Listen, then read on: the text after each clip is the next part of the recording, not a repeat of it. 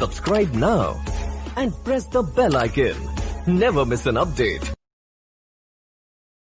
Hello everyone, how are you? I think we will be fine. I am Neelam and I welcome to all of you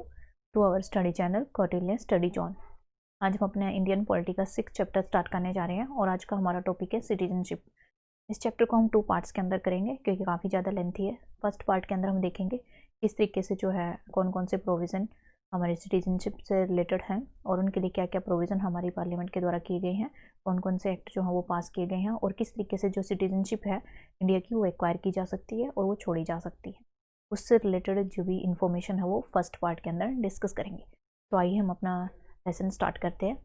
सबसे पहले हम बात करते हैं जो इंडिया के अंदर जो भी लोग रहते हैं वो मेनली 2 टाइप्स के होते हैं। एक होते हैं सिटीज़न और एक होते हैं एलियन। सिटीज़न होते हैं जिनकी मेंबरशिप, इंडिया की जो मेंबरशिप है और सिटीजनशिप जिन लोगों के पास में होती है उसको बोलते हैं हम सिटीज़न, और जिनको जो है काफ़ी सारे राइट्स और पॉलिटिकल और सिविल राइट होते हैं जो वो एंजॉय करते हैं सारे के सारे, वो हमारे कहलाते हैं सिटीजन्स। लेकिन दूसरे होते हैं एलियन। एलियन भी 2 कैटेगरी में डिवाइड होते हैं, फ्रेंडली एलियन और एनिमी एलियन। एलियन हमारे आते हैं जो फॉरेन कंट्रीज से बिलोंग करते हैं, जिनके पास इंडिया की सिटीजनशिप नहीं होती और ये सारे के सारे सिविल और पॉलिटिकल राइट्स जो है वो एंजॉय नहीं करते। तो देखिए जो हमारे फ्रेंडली एलियन होते हैं वो ऐसी कंट्री से बिलोंग करते हैं जिनके इंडिया के साथ काफ़ी अच्छे रिलेशन हैं, जबकि एनिमी एलियन ऐसे होते हैं जो ऐसी कंट्री से बिलोंग करते हैं जिनके साथ इंडिया का जो है वॉर वगैरह वॉर जो है वो या तो चल रहा हो या हो चुका हो, तो उनको जो है कई बार एनिमी एलियन के अंदर काउंट किया जाता है। जो एनिमी एलियन होते हैं उनको काफ़ी कम राइट दिए जाते हैं बजाय कि जो हमारे फ्रेंडली एलियंस होते हैं। तो इसके अंदर जो है स्पेशल अगर हम बात करें तो आर्टिकल 22 है। आर्टिकल 22 के अंदर हम इंक्लूड करते हैं protection against arrest and detention. अगर वॉर के टाइम पे कोई भी एनिमी एलियन जो हमारी कंट्री के अंदर है तो उसको ये राइट नहीं दिया जाता protection against arrest and detention, क्योंकि वो हमारी कंट्री की सॉवरेनिटी और इंटीग्रिटी को हार्म कर सकता है। इसलिए जो है उसको ये राइट दिए बगैर उसको जो हम क्या कर सकते हैं, अरेस्ट कर सकते हैं। लेकिन फ्रेंडली एलियन को ये राइट दिया जा सकता है जिसके अंदर उनको प्रोटेक्शन दी जा सकती है कि अगर उनको ऐसे अरेस्ट कर लिया जाता है तो उनके जो राइट बनते हैं वो उनको प्रोवाइड करवाए जाएं। अगर हम बात करें कि स्पेशल जो राइट हैं जो दिए जाते हैं जो कि सिटीजन ऑफ इंडिया को होते हैं, इनको जो है एलियंस को ये राइट अवेलेबल नहीं होते। मतलब ऐसे राइट जो एलियन को नहीं दिए जाते और सिर्फ सिटीजन्स के पास होते हैं। ये कौन कौन से राइट है? सबसे पहले अगर हम बात करें आर्टिकल 15 के अंदर, तो देखिए आर्टिकल 15 के अंदर आता है right against discrimination on the ground of the religion, race, sex, caste and place of birth. अगर किसी भी सिटीजन के साथ कोई भी डिस्क्रिमिनेशन हो रहा है रिलीजन के बेस पर, रेस के बेस पर, कास्ट, सेक्स और प्लेस के बेस पर, तो इसके अगेंस्ट जो है सिटीज़न को राइट है कि वो कोर्ट में जाकर अपना ये राइट जो है वो हासिल कर सकता है। उसके बाद बात करते हैं आर्टिकल 16 के बारे में। तो देखिए आर्टिकल 16 जो है वो right of equality of opportunity in the matter of public employment के मैटर में वो क्या कर सकता है, right of equality of opportunity है उसके पास, यानी वो अपनी मनमर्जी से जो भी चाहे वो एम्प्लॉयमेंट के अंदर पार्टिसिपेट कर सकता है। तो ये राइट किसके पास है? ये सिटीजन्स के पास है, एलियन के पास नहीं है। एलियंस को ये राइट नहीं दे सकते क्योंकि हमारे पास इतनी ज़्यादा अपॉर्चुनिटीज़ नहीं है कि हम जो है बाकी कंट्री के जो पीपल हैं उनको भी इस तरीके की एम्प्लॉयमेंट अपॉर्चुनिटी जो है वो प्रोवाइड करवा सकें। बात करते हैं आर्टिकल 19 के बारे में। तो देखिए आर्टिकल 19 जो है वो freedom of speech, expression, assembly, association, movement, residence और प्रोफेशन से रिलेटेड आता है। तो देखिए हमारी कंट्री के जितने भी सिटीजन हैं उनको राइट अपने जो है अपने व्यूज़ जो हैं, थॉट्स एक्सप्रेस करने का पूरा राइट होता है, असेंबली बनाने का, एसोसिएशन करने का, मूवमेंट करने का, प्लेस कंट्री की किसी भी जगह पर जाकर वो मूवमेंट कर सकते हैं। तो देखिए इनके ऊपर कुछ रीजनेबल रिस्ट्रिक्शन भी होती हैं। मान लिया जो शेड्यूल ट्राइब वाले एरिया हैं, जो प्रोटेक्टेड एरिया हैं, तो वहाँ पर आप मूवमेंट नहीं कर सकते। आप जो है कुछ ऐसी जो है स्पीच नहीं दे सकते जो कि कंट्री की यूनिटी और इंटीग्रिटी को हार्म करे। तो इनके ऊपर कुछ रीजनेबल रिस्ट्रिक्शन भी हैं, लेकिन एलियंस के पास ये राइट नहीं होते। वो हमारी कंट्री के बारे में ऐसे कोई भी कुछ भी उल्टी सीधी बातें नहीं बोल सकते, उनको ये ऐसा फ्रीडम नहीं होती। बात करते हैं आर्टिकल 20 और 30 के बारे में। तो इसके अंदर कल्चरल और एजुकेशनल राइट दिए गए हैं, यानी आप अपने कल्चर को प्रिजर्व करने के लिए जो है कोई भी एफर्ट कर सकते हैं और के साथ अपने जो है एजुकेशनल इंस्टीट्यूशन भी एस्टेब्लिश कर सकते हैं। तो ये राइट भी हमारा सिटीजन के पास है, ना कि एलियन के पास। Right to vote in election में वोट कर सकते हैं। लोकसभा और स्टेट लेजिस्लेचर की जो असेंबली के इलेक्शन होते हैं उनके अंदर आप क्या कर सकते हो, वोट दे सकते हो। लेकिन एलियंस के पास ये राइट नहीं है। Right to contest election contest करने का भी राइट आपके पास है। पार्लियामेंट के या स्टेट लेजिस्लेचर की किसी भी मेंबरशिप के लिए आप क्या कर सकते हैं, लड़ सकते हैं, इलेक्शन लड़ सकते हैं। लेकिन ये एलियंस के पास ये राइट नहीं होता। आपको जो है अगर प्रेसिडेंट बनना है, किसी भी सर्टेन जो पब्लिक ऑफिसेज हैं उनके वो ऑफिसेज आपको होल्ड करने हैं। जैसे कि प्रेसिडेंट बनना है आपने, वाइस प्रेसिडेंट बनना है इंडिया का, जजेस बनना है सुप्रीम कोर्ट के, हाई कोर्ट के जजेस, governor of the state, attorney general और advocate general of the state. अगर आपने ये बनना है तो आपका जो है इंडिया का सिटीजन होना जरूरी है। अगर आप इंडिया के सिटीजन नहीं है तो आपको ये राइट नहीं दिए जाएंगे, आप ये ऑफिस जो है वो होल्ड नहीं कर सकते। इसके साथ साथ जो है सिटीजन्स की राइट के साथ साथ कुछ ड्यूटीज़ भी हैं जो उनको फॉलो करनी पड़ती हैं। तो इनको जो है टैक्स पे करना पड़ता है, रिस्पेक्ट करनी होती है नेशनल फ्लैग की, नेशनल एंथम की, और कंट्री को डिफेंड करने के लिए भी इनकी ड्यूटी बनती है कि वो अपनी कंट्री के वेलफेयर के लिए काम करें। अब देखिए सिटीजन जो है बाय बर्थ भी हो सकता है और नेचुरलाइज्ड भी हो सकता है। अब देखिए सिटीजन एक्वायर करने के काफ़ी सारे मेथड्स हैं, वो आगे आने वाली स्लाइड्स में हम देखेंगे। लेकिन अगर हम बात करें कि जैसे प्रेसिडेंट की पोस्ट है इंडिया के अंदर, अगर प्रेसिडेंट की पोस्ट को कोई भी सिटीजन हासिल कर सकता है, चाहे वो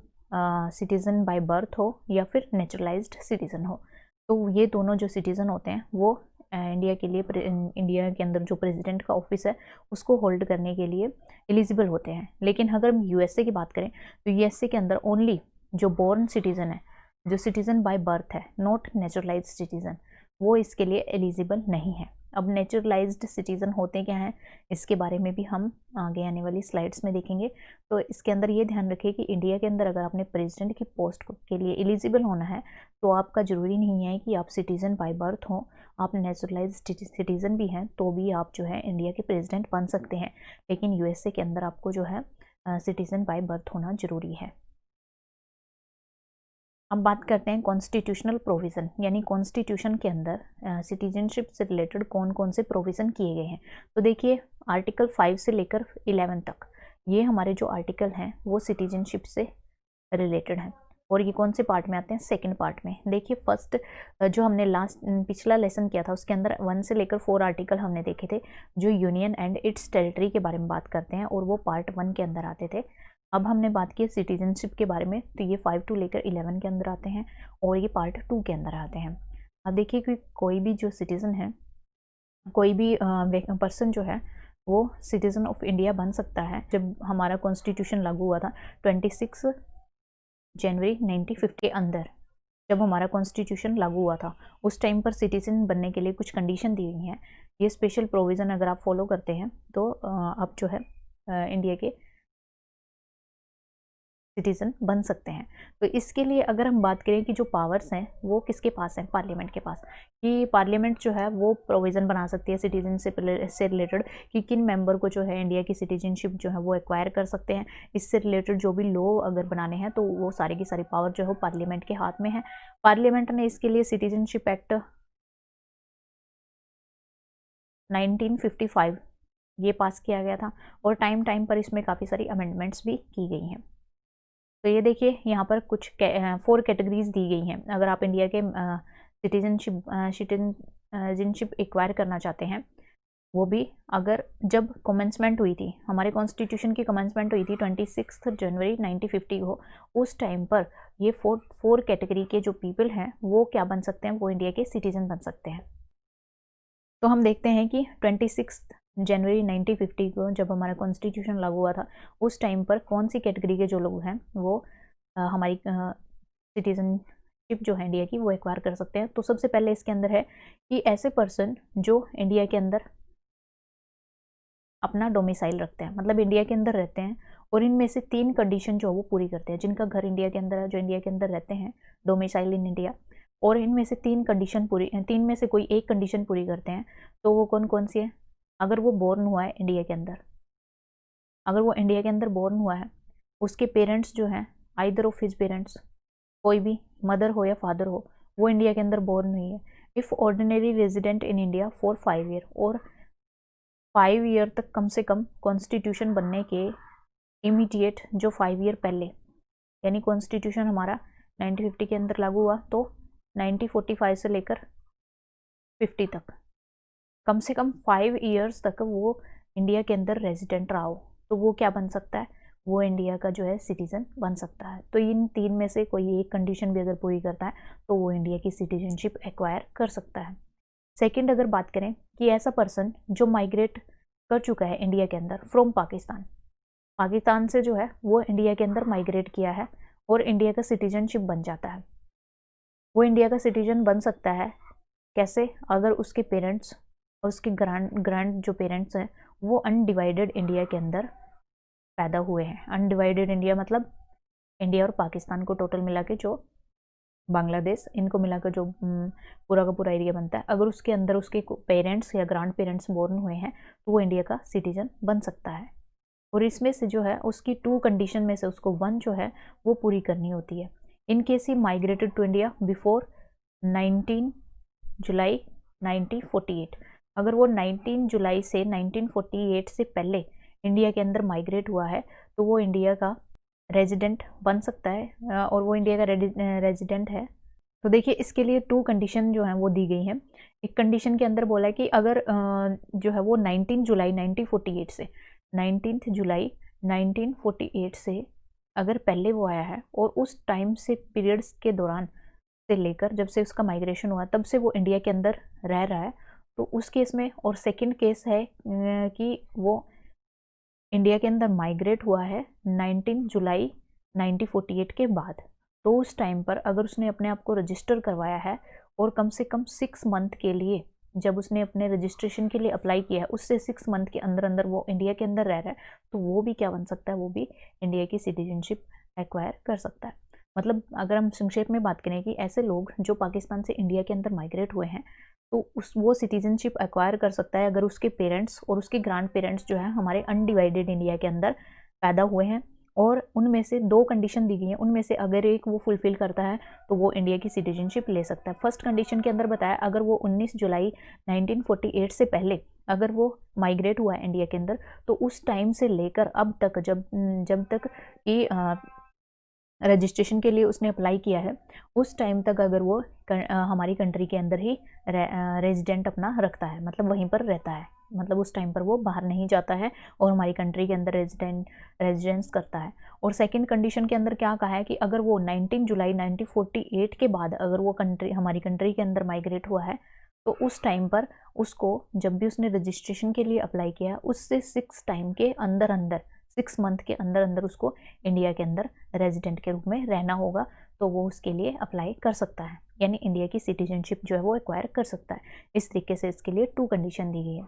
ऐसा पर्सन जो माइग्रेट कर चुका था पाकिस्तान में लेकिन फ्रॉम इंडिया आफ्टर 1 मार्च यानी 1948 1 मार्च 1948 के बाद जो पाकिस्तान में जा चुका है लेकिन बाद में जो है इंडिया के अंदर वापस आ चुका है, resettlement could became in Indian, तो वो भी क्या बन सकता है, इंडियन सिटीजन बन सकता है। उसके लिए क्या करना होगा, बस जब उसने इंडिया की सिटीजनशिप के लिए रजिस्ट्रेशन के लिए अप्लाई किया है उससे विदिन 6 मंथ उसको क्या करना पड़ेगा, इंडिया का रेजिडेंट होना पड़ेगा, तो वो भी इंडिया का क्या बन सकता है, सिटीजन बन सकता है। बात करते हैं कि ऐसा पर्सन जिसके पेरेंट्स और ग्रांड पेरेंट्स जो कि अनडिवाइडेड इंडिया के अंदर बोर्न हुए हैं, यानी इंडिया पाकिस्तान बांग्लादेश के अंदर कहीं पे भी बोर्न हुए हैं, वो भी इंडिया का सिटीजन बन सकता है।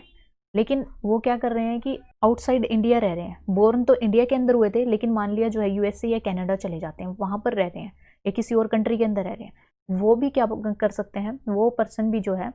इंडिया का सिटीजनशिप एक्वायर कर सकता है। लेकिन उसको क्या करना पड़ेगा, उसको रजिस्टर करवाना पड़ेगा जहाँ पे भी मतलब हमारी एम्बेसी वगैरह है वहाँ पर जो डिप्लोमेटिक और काउंसलर जो रिप्रेजेंटेटिव हैं उनके पास क्या करना पड़ेगा, रजिस्टर कराना पड़ेगा बिफोर और after commencement of the constitution, यानी कॉन्स्टिट्यूशन के पहले और आफ्टर, जब हमारा कॉन्स्टिट्यूशन बना था उससे पहले और बाद में जब वो चाहे तो वो क्या कर सकता है, उसको रजिस्टर करवा सकता है। इससे क्लियर होता है कि जो ओवरसीज़ जो इंडियंस हैं वो भी क्या कर सकते हैं, इंडिया की सिटीजनशिप जो है एक्वायर कर सकते हैं। मतलब यहाँ पर बात की गई है कि अगर किसी पर्सन के जो पेरेंट्स और ग्रैंड पेरेंट्स जो है अनडिवाइडेड इंडिया के अंदर बोर्न हुए हैं, लेकिन वो किसी दूसरी कंट्री में रिजाइड करना शुरू कर देते हैं, लेकिन आप क्या चाहते हो, आप जो है दोबारा से इंडिया की सिटीजनशिप जो है वो एक्वायर करना चाहते हो, तो आपको क्या करना पड़ेगा कि आपको रजिस्टर कराना पड़ेगा कि आप जो डिप्लोमेटिक और काउंसिल रिप्रेजेंटेटिव होते हैं इंडिया के, जो एम्बेसी वगैरह होती है, वहाँ पर जाके आपको जो है एक तरीके से रजिस्टर कराना पड़ेगा कि आप जो है इंडिया की सिटीजनशिप एक्वायर करना चाहते हैं। तो आप सिटीजन के मतलब इंडिया के सिटीजन हैं और आप जो है वहीं पर रहना चाहते हैं, तो जब भी चाहे वो कॉन्स्टिट्यूशन के कमेंसमेंट से पहले हो या बाद में हो, तो आप उसको क्या करवा सकते हैं, वहाँ पर अपना रजिस्ट्रेशन करा सकते हैं। अगर आपने नहीं कराया तो आप जो है उसके लिए फिर एलिजिबल नहीं होंगे। तो यहाँ पर कहने का मतलब है कि अगर आप ओवरसीज़ इंडियन हैं, यानी इंडियन होते हुए भी बाहर किसी कंट्री में रह रहे हैं, इंडिया के अंदर पैदा हुए हैं आपके पेरेंट्स, तो उसके बाद भी जो है आप इंडिया की सिटीजनशिप एक्वायर कर सकते हैं। अगर हम संक्षेप में बात करें तो यहाँ पर जो है 4 प्रोविज़न दिए गए हैं, जिसके अंदर आप क्या कर सकते हो कि आप सिटीजनशिप को एक्वायर कर सकते हो। एक तो ये है कि पर्सन अगर डोमिसाइल है इंडिया के अंदर रह रहा है, या वो पाकिस्तान के अंदर माइग्रेट कर चुका है, या माइग्रेट तो पाकिस्तान लेकिन बाद में इंडिया के अंदर रिटर्न आ चुका है, और या फिर इंडियन ओरिजिन का है और किसी मतलब इंडिया से बाहर किसी कंट्री में रह रहा है। तो इन 4 केसेस में आप किस तरीके से जो सिटीजनशिप को एक्वायर कर सकते हैं, तो ये जो 4 मेथड दिखाए गए हैं, ये किस टाइम पर बताया गया है, जब हमारा कॉन्स्टिट्यूशन जो है वो बना था, उस टाइम पीरियड के दौरान की बात की गई है। और इससे आगे के लिए अलग और भी प्रोविज़न दिए गए हैं, जिनके थ्रू आप क्या कर सकते हैं, सिटीजनशिप को एक्वायर कर सकते हैं। कुछ और कॉन्स्टिट्यूशनल प्रोविज़न दिए गए हैं सिटीजनशिप से रिलेटेड। तो इसके अंदर ये कि अगर कोई पर्सन वॉलेंटरीली क्या करता है कि अपनी सिटीजनशिप जो है दूसरे किसी स्टेट की या कंट्री की क्या करता है, सिटीजनशिप को एक्वायर कर लेता है, तो ऐसा पर्सन ये माना जाता है कि वो जो है इंडिया का सिटीजनशिप नहीं रहना चाहता। तो जैसे ही वो दूसरे फॉरेन स्टेट की सिटीजनशिप को एक्वायर करेगा, तो उसको इंडियन सिटीजनशिप से डिप्राइव होना पड़ेगा, मतलब उसको इंडिया का सिटीजन नहीं माना जाएगा, तो उसको इंडिया का सिटीजनशिप कंसिडर नहीं किया जाएगा। इसके साथ साथ सेकंड के अंदर ये बोला गया है कि पार्लियामेंट चाहे तो वो लॉ बना सकती है कि किसको उसने सिटीजन मानना है और किसको नहीं मानना है। तो हर एक पर्सन के हिसाब से, या हर एक पर्सन किस पर्सन को इंक्लूड किया जाएगा, किसको नहीं इंक्लूड किया जाएगा, इसके लिए पार्लियामेंट क्या कर सकती है, लॉ बना सकती है। तो यहाँ पर भी वही है कि पार्लियामेंट के पास पावर है कि वो किस तरीके से जो है एक्विजिशन करनी है सिटीजनशिप की, और किस तरीके से उनकी सिटीजनशिप की टर्मिनेशन करनी है। तो इन सब से रिलेटेड जो भी मैटर होंगे, वो सारे के सारे कौन डिसाइड करेगी, वो पार्लियामेंट डिसाइड करेगी। हम बात करते हैं सिटीजनशिप एक्ट 1955 के बारे में। तो देखिए, ये जो एक्ट है वो पार्लियामेंट के द्वारा पास किया गया, और इसके अंदर स्टार्टिंग में ओरिजिनली अगर हम बात करें तो ओरिजिनली इसके द्वारा कॉमनवेल्थ सिटीजनशिप भी दी गई थी, इसके द्वारा प्रोवाइड की गई थी। कॉमनवेल्थ सिटीजनशिप मतलब जो कॉमनवेल्थ कंट्रीज़ हैं जिनके ऊपर जो है ब्रिटिश पीपल वो राज कर चुके हैं, तो वो सारे कंट्रीज़ के मेंबर हैं मेनली, तो उनकी सिटीजनशिप भी इसके अंदर प्रोवाइड की गई थी। लेकिन बाद में इसको रिपील कर दिया गया था, इस प्रोविज़न को जो कि सिटीजनशिप एक्ट 2003, उसके अंदर इसको क्या कर दिया गया था, रिपील कर दिया गया था। अब देखिए कि हम किस तरीके से जो सिटीजनशिप को एक्वायर कर सकते हैं। तो यहाँ पर जो एक्ट 1955 है उसके अंदर 5 वेज बताए गए हैं कि 5 वेज के थ्रू हम क्या कर सकते हैं, इंडिया की सिटीजनशिप को एक्वायर कर सकते हैं। इसके अंदर 5 वेज कौन कौन से हैं, तो देखिए, birth, descent, registration, naturalisation and incorporation of territory. तो ये 5 वेज हैं जिनके थ्रू इंडिया की सिटीजनशिप एक्वायर की जा सकती है। सबसे पहले अगर हम बात करें तो बाय बर्थ। बाय बर्थ कैसे हम इंडिया की जो सिटीजनशिप है वो एक्वायर कर सकते हैं। तो देखिए, यहाँ पर जो है अलग अलग डेट के हिसाब से अलग अलग क्राइटेरिया जो है मेंशन किया गया है। हालांकि इतना ज़्यादा इंपॉर्टेंट नहीं है, लेकिन फिर भी आप देख सकते हैं। तो यहाँ पे मेन इंपॉर्टेंट यही होता है कि आप किन किन वेज के थ्रू जो है सिटीजनशिप को एक्वायर कर सकते हैं। यहाँ पर जो है डेट्स का इतना ज़्यादा इंपॉर्टेंट रोल नहीं है, लेकिन फिर भी हम जो है इनको थोड़ा सा अपनी नॉलेज के लिए देख सकते हैं। और ये डेट्स क्यों दी गई हैं, क्योंकि टाइम टाइम पर यहाँ पर क्या हुए हैं, काफ़ी सारे अमेंडमेंट्स हुए हैं, और इन अमेंडमेंट्स के थ्रू क्या किया गया है कि जो सिटीजनशिप एक्ट 1955 है उनके अंदर काफ़ी चेंजेस लाए गए हैं, जिसके थ्रू जैसे ही कोई टाइम पीरियड जो है आता है, तो उसके बाद जो है उसके लिए अलग क्राइटेरिया बना दिया जाता है। तो इसी तरीके से इन डेट्स को यहाँ पर ग्रुपिंग की गई है, एक तरीके से डिवाइड किया गया है। जैसे अगर हम बात करें कि बाय बर्थ क्या होता है कि अगर एक पर्सन जो है बोर्न हुआ है आफ्टर 26 जनवरी 1950 और बिफोर 1 जुलाई 1987, अगर इस टाइम पीरियड के बीच में अगर कोई पर्सन जो है इंडिया के अंदर बोर्न हुआ है, वो सिटीजनशिप ऑफ इंडिया ले सकता है by birth, irrespective of nationality of his parents. मतलब चाहे उसके पेरेंट्स की नेशनलिटी कोई भी हो, किसी भी नेशनलिटी से बिलोंग करता हो, लेकिन अगर वो पर्सन उसका उन पेरेंट्स का जो मान लिया आप हैं, आप जो है जनवरी 20 अपना एग्जांपल लेके हम यहाँ पर कर सकते हैं कि मान लिया हमारे जो पेरेंट्स की नेशनलिटी कहीं और है, कुछ और है, लेकिन हम जो है हम बोर्न हुए हैं इंडिया के अंदर, बोर्न हम इंडिया के अंदर हुए हैं लेकिन इस टाइम पीरियड के दौरान हुए हैं, तो हम क्या कर सकते हैं, इंडिया की सिटीजनशिप के लिए अप्लाई कर सकते हैं। इसके साथ साथ देखिए, तो एक तरीके से हम बाय बर्थ जो है इंडिया के सिटीजन बन जाएंगे। अगर हम बात करें कि आफ्टर 1 जुलाई 1987 उसके बाद क्या हुआ कि हम इंडिया की सिटीजनशिप ले सकते हैं अगर either of his parents is a citizen of India at the time of his birth. अगर हमारे टाइम मतलब कि कोई ना कोई पेरेंट्स यानी या फादर हो या मदर हो, तो फादर या मदर में से कोई जो है इंडिया का सिटीजन होना चाहिए हमारे बर्थ के टाइम पर, तभी हम क्या कर सकते हैं, इंडिया की सिटीजनशिप जो है वो एक्वायर कर सकते हैं। तो यहाँ पर ये सेकंड प्रोविज़न है। फर्स्ट प्रोविज़न के अंदर कोई भी नेशनलिटी की, पेरेंट्स की नेशनलिटी का कोई ध्यान नहीं रखा गया था कि अगर आप इंडिया के अंदर पैदा हुए हैं तो आप जो है उसकी सिटीजनशिप एक्वायर कर सकते हैं। लेकिन सेकेंड के बाद ये प्रोविज़न कर दिया गया कि आपका कम से कम एक पेरेंट जो है वो क्या होना चाहिए, या फादर या मदर या दोनों भी हो सकते हैं, तो उनमें से कम एक जो है आपके बर्थ के टाइम पर इंडिया का सिटीजन होना चाहिए। तो सेकंड नंबर पर बाद में ये प्रोविजन किया गया। उसके बाद देखिए बात की गई है कि अगर जो बोर्न हुए हैं आफ्टर 3 दिसंबर 2004, 3 दिसंबर 2004 के बाद अगर बोर्न हुए हैं, तो इसके अंदर क्या होना है कि आपके बोथ पेरेंट्स जो है वो सिटीजन ऑफ इंडिया होने चाहिए। आपके बर्थ के टाइम पर क्या होने चाहिए कि दोनों के दोनों जो पेरेंट हैं वो क्या होने चाहिए, सिटीजन ऑफ इंडिया होने चाहिए। लेकिन अगर एक भी है कि अगर आपका एक पेरेंट भी सिटीजन ऑफ इंडिया है तो दूसरा जो है वो इलीगल माइग्रेंट नहीं होना चाहिए आपके बर्थ के टाइम पर। तो ये जो है ये प्रोविज़न भी इसके अंदर किया गया है। तो इनमें से जो है कोई भी एक कंडीशन अगर फुलफिल होती है तो भी आप जो है इंडिया के सिटीजन बन सकते हैं बाय बर्थ। इसके अंदर फॉरेन डिप्लोमेट्स होते हैं, जो एम्बेसी वगैरह में जो हम एम्बेसडर वगैरह जो हमारे डिप्लोमेट्स होते हैं, अगर उनकी बात करें और उनके बच्चे जो हैं वो इंडिया के अंदर ही पैदा हुए हैं तो उनको और इसके साथ साथ जो एनिमी एलियन है वो इंडिया की सिटीजनशिप बाय बर्थ एक्वायर नहीं कर सकते। तो अब हम मान लेते हैं कि हमारी कंट्री के अंदर चाइना के या यूएसए की कोई रिप्रेजेंटेटिव हमारे कंट्री के अंदर जो है एम्बेसी है यूएसए की, तो वहाँ की उसके जो डिप्लोमेट है और उसके जो चाइल्ड है अगर वो वहाँ पर रह रहे हैं और वहीं पर जो उनके चाइल्ड का बर्थ होता है तो उसको हम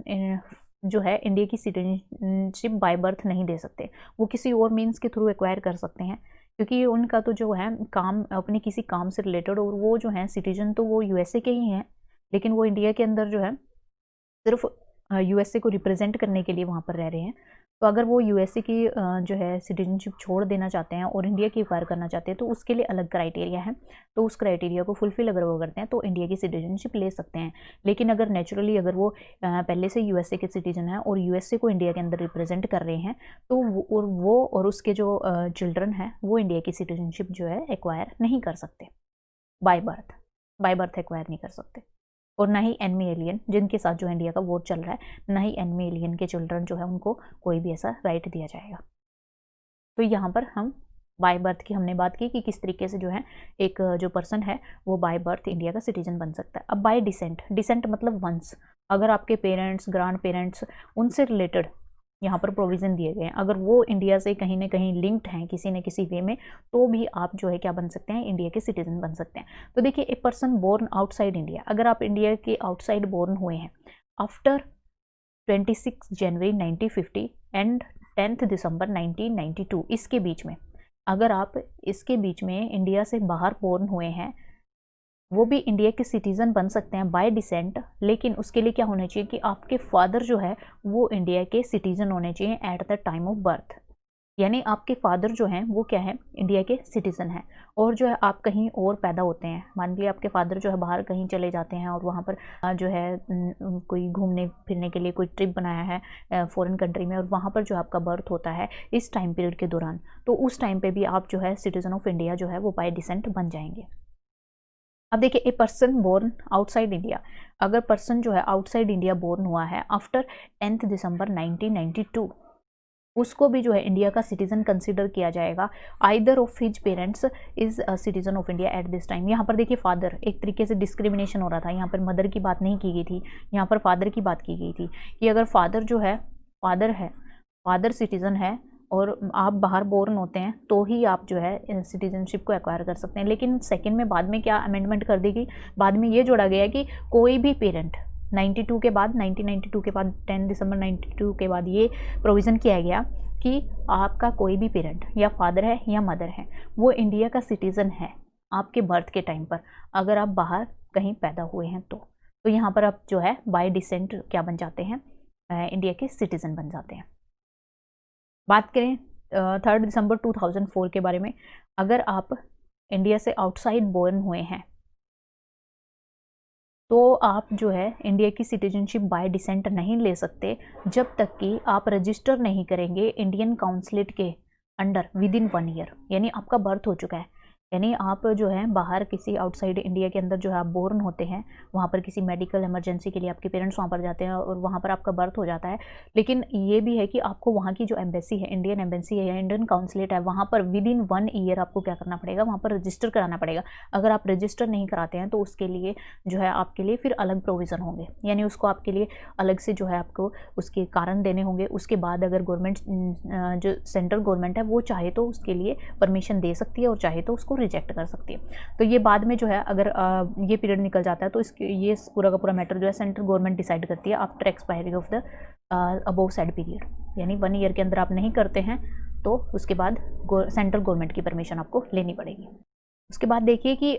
इसके साथ एक एप्लीकेशन भी आपको देनी पड़ती है कि जो आपका माइनर चाइल्ड है तो आपके जो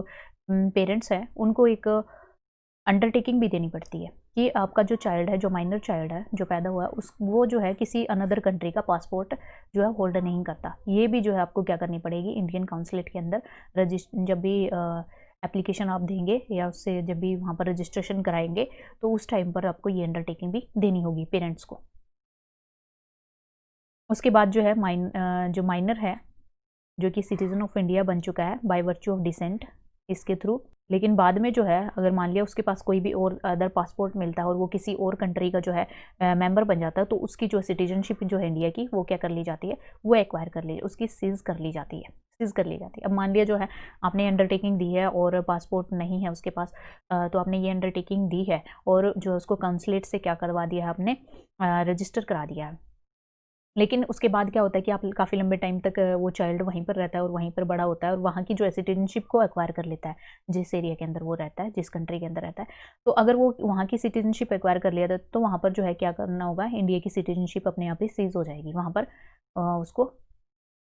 इंडिया का सिटीजन कंसिडर नहीं किया जाएगा। तो यहाँ पर माइनर की बात हुई और माइनर के बाद अगर जो है वो फुल एज जो है वो अटेन कर लेता है, कुछ फुल एज अटेन करने के बाद उसका खुद का इंडिपेंडेंट डिसीजन होगा। अब इंडिपेंडेंट डिसीजन उसको किस विद इन 6 मंथ लेना होगा कि वो इंडिया की सिटीजनशिप रखना चाहता है या दूसरे कंट्री की जो सिटीजनशिप है उसको रिनाउंस करना चाहता है। अगर वो दूसरे कंट्री की सिटीजनशिप को रिनाउंस कर देता है तो वो इंडिया का सिटीजन बन सकता है। लेकिन अगर वो दूसरे की रिनाउंस नहीं करता है तो उसकी जो है इंडियन की जो नेशनलिटी है वो सीज हो जाएगी। अब बात करते हैं थर्ड मेथड बाय रजिस्ट्रेशन कि किस तरीके से रजिस्ट्रेशन के थ्रू जो है आप इंडिया के सिटीजन बन सकते हैं। तो इसके लिए देखिए, अगर कोई भी पर्सन ऑफ इंडियन ओरिजिन जो कि इंडिया के अंदर 7 ईयर से इंडिया के अंदर स्टे कर रहा है before making application for registration. देखिए यहाँ पर रजिस्ट्रेशन के थ्रू बात की गई है, जब आप रजिस्ट्रेशन करने वाले हैं उसके तुरंत मतलब उसके इमीडिएट पहले का जो पीरियड होता है उसके इमीडिएट 7 ईयर्स तक आप इंडिया के अंदर अगर रेजिडेंट के रूप में रह रहे हैं और आप पर्सन ऑफ इंडियन ओरिजिन हैं तो मतलब आपके जो फादर हैं, ग्रैंडफादर हैं या उससे भी जो आपके पूर्वज हैं वो इंडियन ओरिजिन के रहे हैं तो आप जो है वहाँ की इंडिया की सिटीजनशिप जो है बाय रजिस्ट्रेशन करके एक्वायर कर सकते हैं। एक ऐसा पर्सन जो इंडियन ओरिजिन का है लेकिन जो है वो अनडिवाइडेड इंडिया के अंदर उससे बाहर रह रहा है, अनडिवाइडेड इंडिया से बाहर रह रहा है, लेकिन आप जो है ये भी रजिस्ट्रेशन के थ्रू बन सकते हैं कि अगर आप इंडियन ओरिजिन के हैं लेकिन आप किसी दूसरी कंट्री के अंदर रह रहे हैं तो ये भी हमने देख लिया कि वो जो है रजिस्ट्रेशन के थ्रू वो भी आप बन सकते हैं। अगर आप एक इंडिया का जो पर्सन है जो उससे मैरिड कर लेते हैं, इंडिया का जो सिटीजन है उससे मैरी कर लेते हैं और उसके साथ ही आप जो है 7 ईयर तक इंडिया के अंदर ही स्टे करते हैं with in 7 year of registration के लिए जब आप एप्लीकेशन डालते हैं। तो रजिस्ट्रेशन के लिए जैसे ही आप एप्लीकेशन डालेंगे उसके 7 ईयर तक आप वहाँ पर रहते हैं और इंडिया के किसी सिटीजन से आप मैरिज कर लेते हैं, सारे उससे जो है मैरिज कर लेते हैं, तो उस टाइम पर भी आप क्या बन सकते हैं, बाय रजिस्ट्रेशन के थ्रू आप इंडिया के सिटीजन बन सकते हैं। इसके साथ साथ जो है माइनर चिल्ड्रन जो है माइनर चिल्ड्रन वो भी बन जाते हैं who are citizen of India. ऐसे पर्सन के माइनर चिल्ड्रन जो कि जो है सिटीजन ऑफ इंडिया है, उसके बच्चे अपने आप से रजिस्ट्रेशन के थ्रू इंडिया की सिटीजनशिप एक्वायर कर लेते हैं। ऐसा पर्सन जो फुल एज अटेन कर चुका है, मतलब 18 से ऊपर या 21 से जो भी एज फिक्स की है, 18 जो एज फिक्स की है, फुल एज और कैपेसिटी जो अटेन कर लेता है और उसके पेरेंट्स जो हैं इंडिया के सिटीजन हैं, ऑलरेडी इंडिया के सिटीजन के रूप में रजिस्टर हैं, तो ये जो माइनर पर्सन था, पहले माइनर जो चिल्ड्रन था, ये पहले से इंडिया की सिटीजन इसके पास थी, लेकिन फुल फ्लेज एज करने के बाद अगर वो चाहे तो इंडिया की सिटीजनशिप को अपने फुल कैपेसिटी में क्या कर सकता है, एक्वायर कर सकता है और चाहे तो छोड़ सकता है। ऐसा पर्सन भी अटेन कर सकता है जिसके पेरेंट्स, मान लिया वो पहले कहीं बाहर रहता है लेकिन उसके पेरेंट्स जो है वो इंडिपेंडेंट इंडिया के अंदर रहे हैं और कम से कम जो रजिस्ट्रेशन की एप्लीकेशन है उसकी 12 मंथ तक, इमीडिएट 12 मंथ तक जो है ये खुद भी क्या करता है, इंडिया के अंदर रिजाइड करता है, तो भी बन सकता है। वो किसके बेस पर, क्योंकि उसके पेरेंट्स जो हैं वो इंडिया के सिटीजन रह चुके हैं। ऐसा पर्सन जो कि India overseas citizen of India यानी OCI कार्ड होल्डर है एटलीस्ट 5 ईयर के लिए, 5 ईयर तक उसने जो है OCI कार्ड जो है वो होल्ड करके रखा है, उसके पास ओवरसीज सिटीजन ऑफ इंडिया का कार्ड है और कम से कम 12 मंथ बिफोर रजिस्ट्रेशन जो है वो इंडिया के अंदर रिजाइड कर रहा है, तो उसको भी क्या हम रजिस्ट्रेशन के थ्रू इंडिया की सिटीजनशिप दे सकते हैं। अब हम बात करते हैं कि जो इंडियन ओरिजिन पर्सन किसको बोला जाता है। देखिए ऐसे इंडियन ओरिजिन का पर्सन उनको बोला जाता है जिन या तो वो खुद या उसका कोई भी आइदर पेरेंट्स अगर बोर्न इन अनडिवाइडेड इंडिया मतलब इंडिया, पाकिस्तान, बांग्लादेश, इस वाले रीजन के अंदर अगर कोई भी पर्सन बोर्न हुआ है, उसके पेरेंट्स बोर्न हुए हैं, उस टाइम पर वो इंडिया के सिटीजन थे या किसी ऐसी टेरिटरी के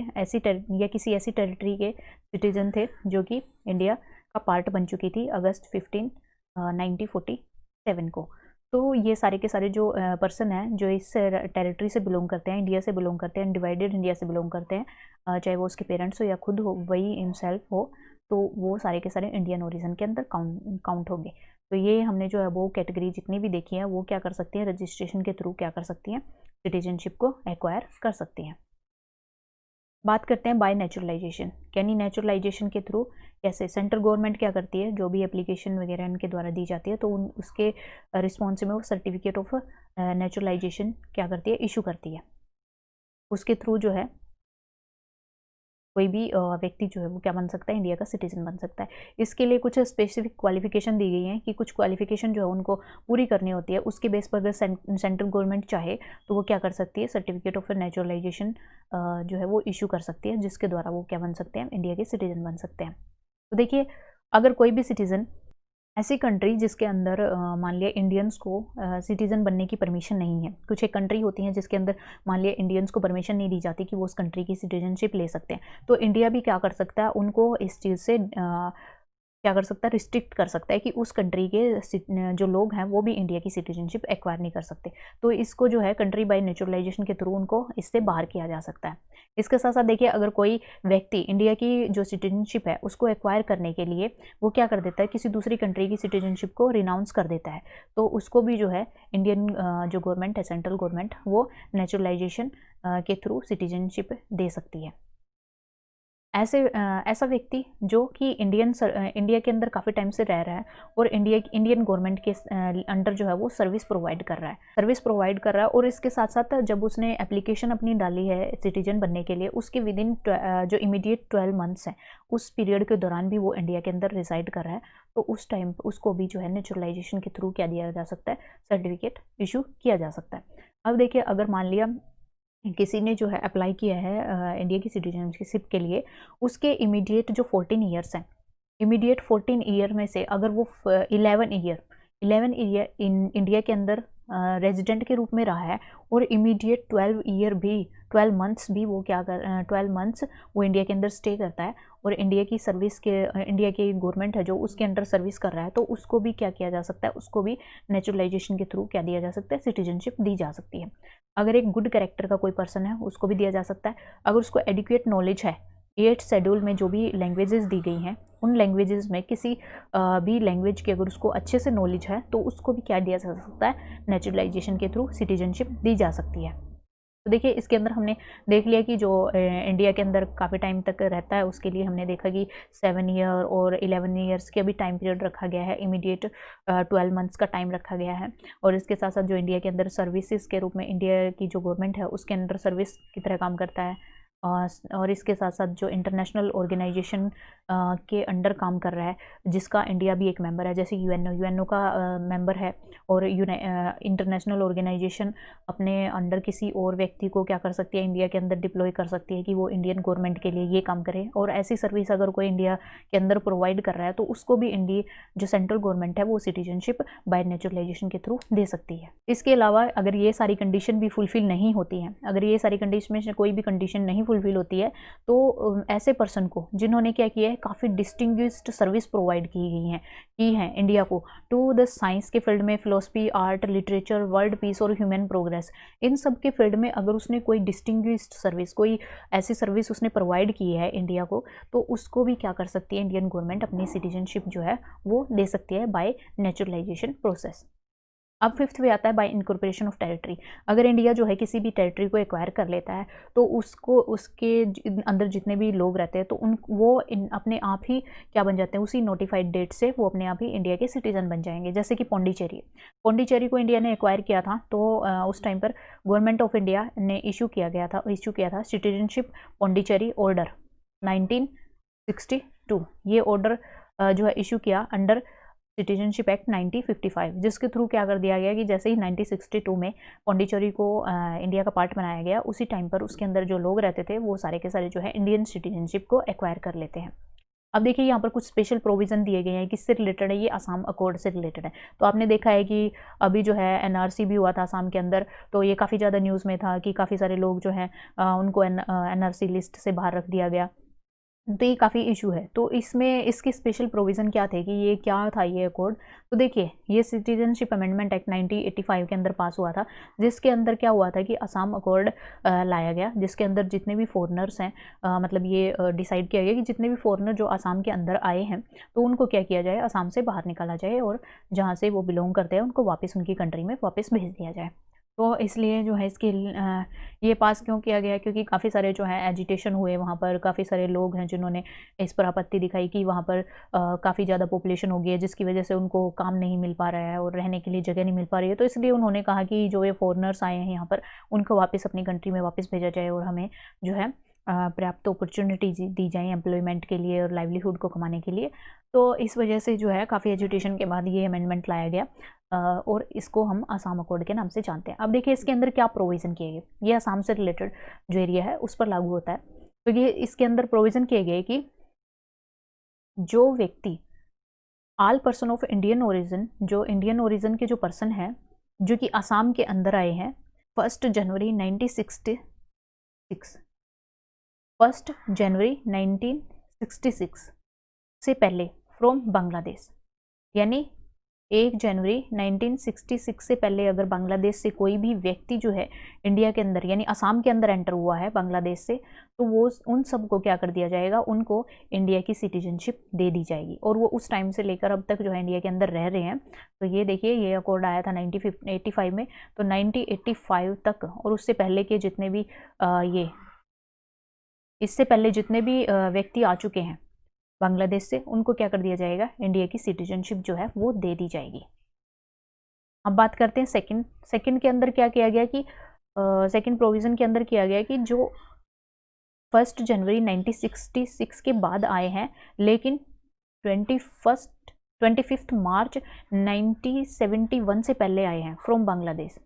अगर वो आए हैं तो उनको क्या किया जाएगा, डिटेक्ट किया जाएगा एट ए फॉरनर के रूप में डिटेक्ट किया जाएगा और उनको बोला जाएगा कि आप अपने आप को रजिस्टर करवाएं। उसके बाद रजिस्टर्ड कराने के बाद इनको क्या, जब तक कि रजिस्टर्ड जब इनको हो चुका है उसके बाद 10 ईयर, मान लिया आज डेट में इनको रजिस्टर किया गया है और 10 ईयर बीत जाते हैं इनको यहीं पर रहते हुए,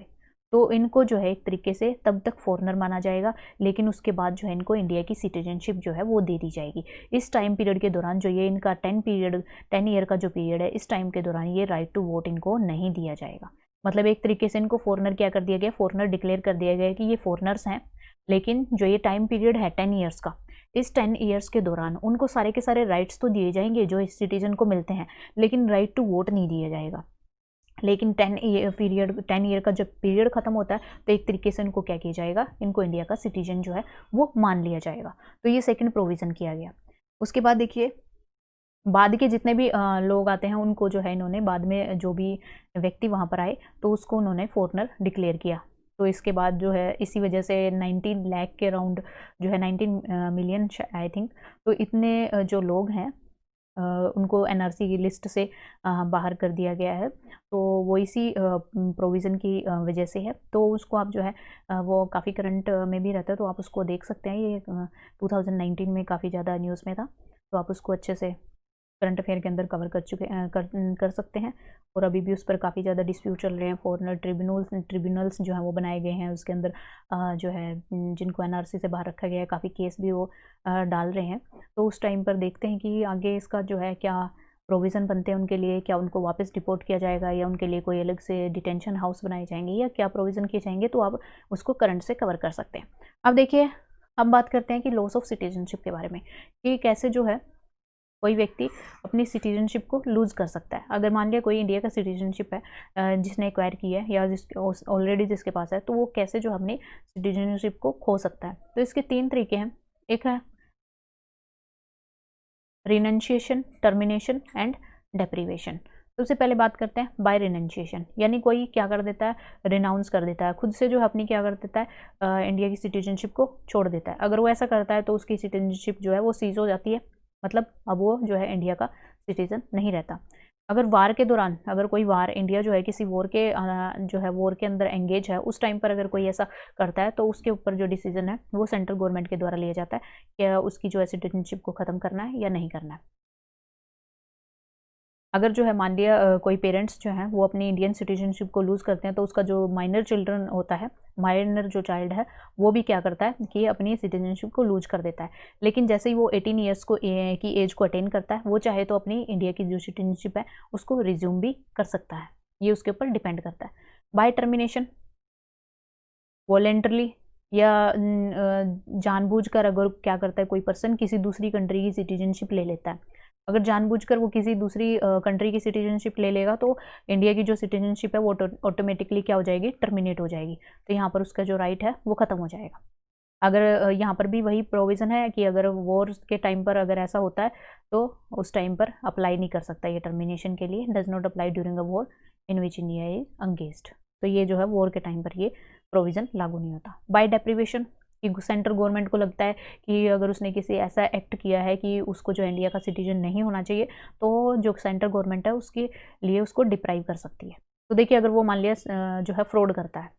सिटीजन ऑब्टेन बाय फ्रॉड, यानी उसने सिटीजन बन गया है वो, लेकिन फ्रॉड के थ्रू बना है, उसने जो है गलत जो है डाटा वगैरह और जो भी एविडेंस वगैरह दिए हैं, वो डॉक्यूमेंट्स प्रेजेंट किए, वो फ्रॉड के थ्रू किया है। तो इस वजह से उसकी जो सिटीजनशिप है वो उससे डिप्राइव कर लिया जाएगा उसको।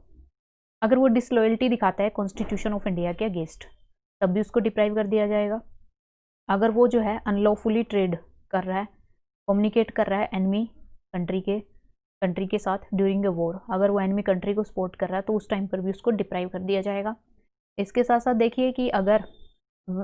उसको सिटीजनशिप अगर मिली है बाय रजिस्ट्रेशन के थ्रू और नेचुरलाइजेशन के थ्रू, ये 2 प्रोसेस के थ्रू अगर उसको सिटीजनशिप मिली है, तो विद इन 5 ईयर के अंदर अंदर अगर उसको 2 साल और उससे ज़्यादा कहीं पर जेल हो जाती है किसी दूसरी कंट्री के अंदर, तो उसकी सिटीजनशिप को भी ख़त्म किया जा सकता है। मतलब वो जो है कोई क्राइम कर देता है और उसके बाद उसको सज़ा मिल जाती है विद इन 5 ईयर के अंदर, जबकि वो इंडिया का सिटीज़न बना है, तो उसको कम से कम 2 साल के लिए सज़ा मिल जाती है, उससे ज़्यादा से ज़्यादा मिल जाती है, तो उसको भी डिप्राइव किया जा सकता है।